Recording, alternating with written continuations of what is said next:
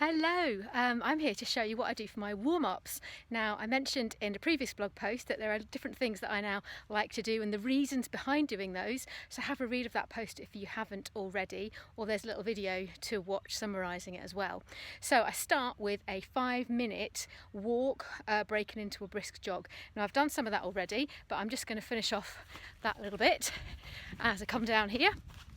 That just gets your cardiovascular system fired up, lets it know that you mean business, and it's going to have to start pumping harder and working faster to get that oxygen to your muscles. So we'll trot down here and I'll just see if I can find somewhere to prop my phone up to show you the next bits. Okay, so you see I'm already starting to get a little bit out of breath, and that's a good thing. Okay, so look, perfect, here we go. It's almost like I planned it. There's a little ledge, phone on there, great. Okay, so that's taking care of the cardiovascular things. Now I really want to focus on the joints, the muscles and the nerves. So I'm hoping you can see that. It's a bit downhill actually. Hold on, maybe if we put it up here, this is going to be better. See, I didn't plan it, that's the thing. I can edit that out, I'm sure. Maybe. How's that doing? Okay, yes, that'll do us. So, simply starting at the bottom, working my way up to the top. So first of all, mobilising the ankle joints, quick swizzle around in one direction and in the other.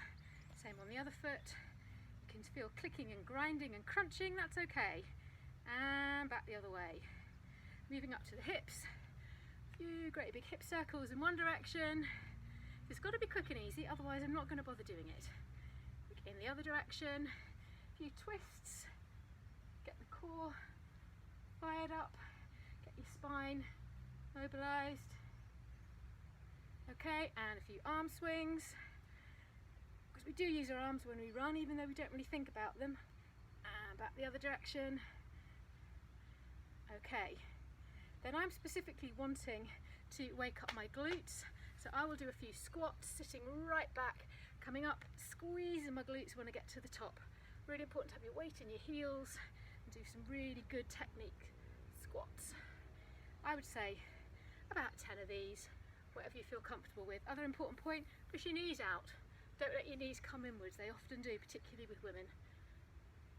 Okay, a few of those, and I like to fire up my glutes even more. Sometimes if I'm at home, I'll use a resistance band and I'll put it on my legs and do some movements in that direction, but more often than not, I just like to stand up against something, maybe hold on if necessary, put my foot at a 90-degree angle and pull back, and you can really feel that in your glute. Do a few of those.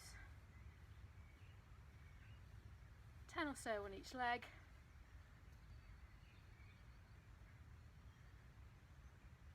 What you're also doing here is standing on one leg, and I explained how important that was in the blog post for getting stability in your ankles, firing up those pathways to get your balance and coordination going. So standing up really tall with your shoulders back, standing on one leg and then opening up in the hips. So we're getting a double or triple whammy here.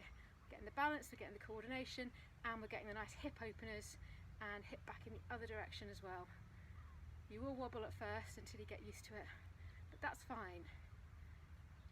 And the other leg, we're nearly done. Just some simple things you can do. About 5 each direction, lost count really, just what feels good. Okay, and the other thing I mentioned in terms of coordination and stability, to do some sideways movements. So I simply do some sideways skipping. I'm going to disappear off the camera, and back the other way, and this way, and this way, and then some little fast feet. Get those pathways firing. You can run forwards, you can run backwards, you can run sideways, sideways. You can go right round the clock face, and you can even do a little figure of 8. Get everything coordinated and firing up really, really well. Okay, then to finish off, as I mentioned, getting your mind in the right place as well as your body. So just taking a few minutes, get your abdominal breathing, get your diaphragm, breathing from your diaphragm. So your shoulders are nice and back. You're not breathing from up here, you're breathing by blowing out your belly. A few nice, slow, deep breaths like that. Think about what you want from your run. Think about relaxing, think about being present. Think about what you want to achieve. Imagine yourself succeeding. If you've got a race or a target that you're aiming for, just a couple of minutes. You could do that right now. You could do that at the very start before you even set off. And there we go. 5.5 minutes. Not bad, eh? But definitely worth it.